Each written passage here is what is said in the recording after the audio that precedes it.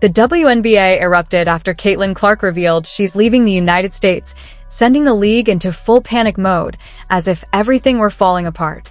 But honestly, the damage was already done. Fans have checked out, and Clark herself seems unmoved. She's been battling relentless physical play at the professional level, facing a style of defense that's clearly taken its toll. And voiced frustration with the league's officiating, recently telling reporters, quote, "I feel like I'm getting hammered and everybody is physical with me, and opponents get away with things that other people don't get away with." That's what Caitlin Clark said. She poured everything into this team, grinding nonstop, building a massive following, and sending marketing and ticket sales through the roof. The league has never seen this level of attention before, and fans openly admit they only started watching because of CC. That's when reality finally caught up with WNBA executives. The foundation they were standing on is starting to crack. What I am upset about is like, hey man, your meal ticket is under constant attack. There's been dirty plays all season. But truthfully, Clark shouldn't even think about returning, because this league hasn't earned her loyalty. Just look at how she was treated during those 2 playoff games. After all the work she put in, all the sacrifice and effort, this is how they paid her back. Let me explain exactly what went down. Those guys, they're the racists, when really, y'all are the racists. The people coming up with excuses to hate Caitlin Clark and the new fan base that she brought. The WNBA is officially in crisis mode because Caitlin Clark was their biggest revenue driver and, honestly, the main reason many fans were watching at all. Calling her the league's golden goose doesn't even go far enough. She was basically the entire operation. So when Clark stepped onto the floor for her regular season finale against the Washington Mystics, it wasn't just another game. It became the must-see event of the entire season. The Indiana Fever, all right, with Caitlin Clark, led the league in attendance both home and on the road. Fever averaged 17,000. More than 2,711 fans filled the arena that night, setting a new all-time attendance record for a single WNBA game. No one, especially not a rookie, had ever attracted crowds like that before.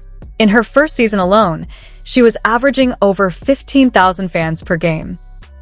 The most dominant team in the league. They can't draw 500,000 viewers for a playoff game.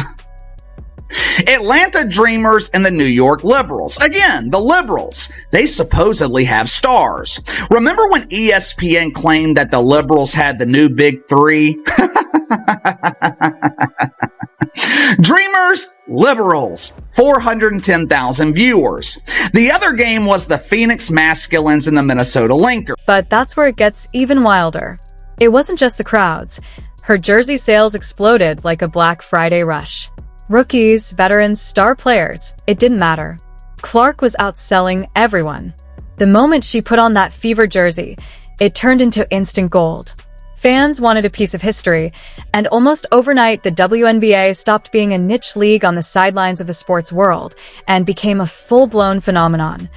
All because of Clark. But if you're not delivering the product, and you're not making the revenue, and you're not, giving people the entertainment that they want, then you're not going to make any money, and your league is going to suck. People who didn't even know what the WNBA was suddenly found themselves glued to their screens. Games were selling out, and every major sports show felt forced to talk about her. Clark became a one-woman economic engine. Sponsors lined up, broadcasters fought for primetime slots, and even long-forgotten league merchandise started flying off the shelves. She was the ultimate golden goose. So now that she's stepping away, the WNBA is staring straight at a free fall. And it makes sense. She wasn't just the league's biggest star. She was its entire identity. Without Clark, executives are scrambling, and the fallout is going to be severe.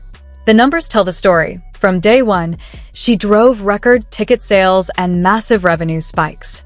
Everyone had an opinion about Caitlin Clark, but things hit a breaking point during those 2 playoff games. What happened crossed the line.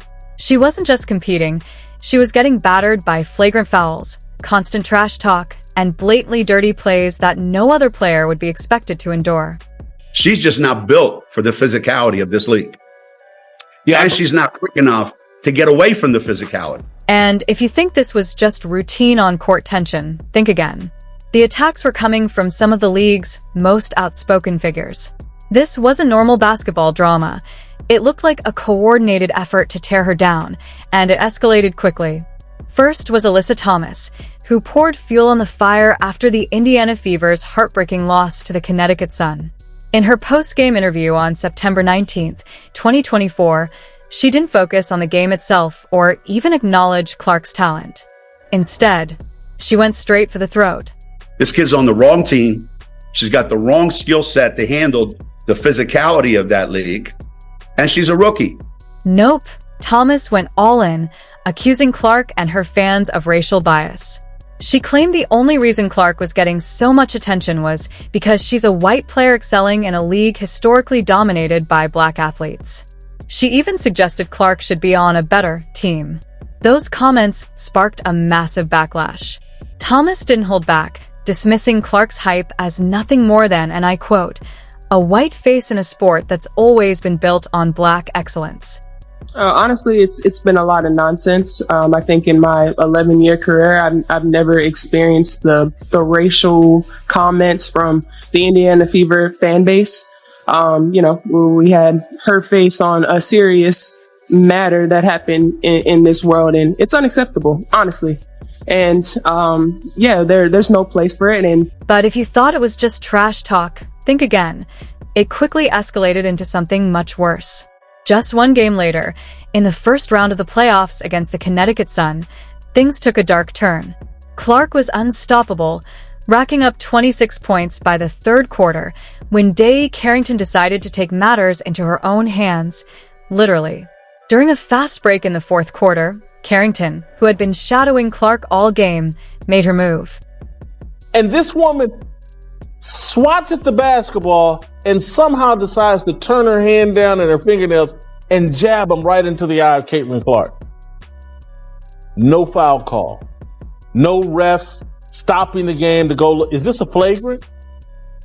None of that. Just everybody moved on. She didn't go for the ball. She went straight for Clark's face, jabbing her finger right into Clark's eye. This wasn't a casual poke. It was a brutal strike that temporarily blinded Clark in one eye. The referees might as well have been invisible. No foul, no whistle, nothing.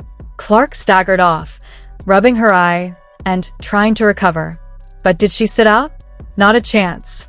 She came right back because that's who she is, fighting through everything, even when it feels like the league itself is looking the other way.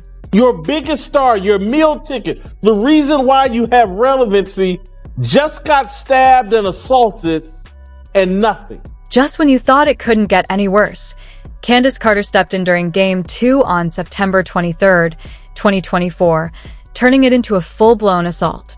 Known for her intense physicality, Carter wasn't just playing defense. She seemed determined to break Clark, and she made no effort to hide it. Midway through the second quarter, she slammed an elbow into Clark's ribs so hard that Clark doubled over, gasping for air. What I am upset about is like, hey man, your meal ticket is under constant attack. There's been dirty plays all season. Fans saw it, commentators saw it, everyone saw it, except apparently the referees, who treated it like a routine play. But Carter wasn't finished. Later in the fourth quarter, she practically body-slammed Clark to the floor. It looked more like a linebacker tackling than a basketball move. And the call? Nothing.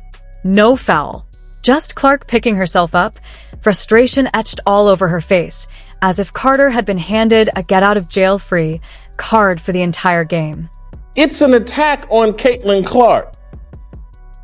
Caitlin Clark's the wrong face for this league because her fans are so racist. Where have I heard this argument before? Oh, Donald Trump may be fine, but all the MAGA people, they're terrible. They're the deplorable. And while all this was happening on the court, Clark was being mercilessly criticized off it by people who should have been celebrating her historic rookie season. The loudest voice of all? None other than Sheryl Swoopes. Just a day after the Fever were eliminated from the playoffs, Swoopes didn't hold back. She didn't focus on Clark's skill or her record-breaking year. She's got 14,000 followers. and it's really easy to ignore, and most people don't know who she is in the sports world. The only reason why people even know who she is because of Caitlin Clark, and she still only got 14,000 followers on Twitter. She doesn't have much of a brand. Swoops took a low blow, dismissing Clark's talent and framing her success as being about looks and race, not skill. Between relentless on-court physical attacks and zero support from the league, Clark was mentally and physically exhausted. Her decision to leave the WNBA for Europe on September 26, 2024, just days after the Fever's playoff exit, shocked the league. Clark cited the relentless pressure and lack of protection as reasons. Her absence is devastating. The sellout crowds, skyrocketing viewership, and sponsor interest she drove are now at risk, and the WNBA faces the very real possibility of sliding back into irrelevance without her.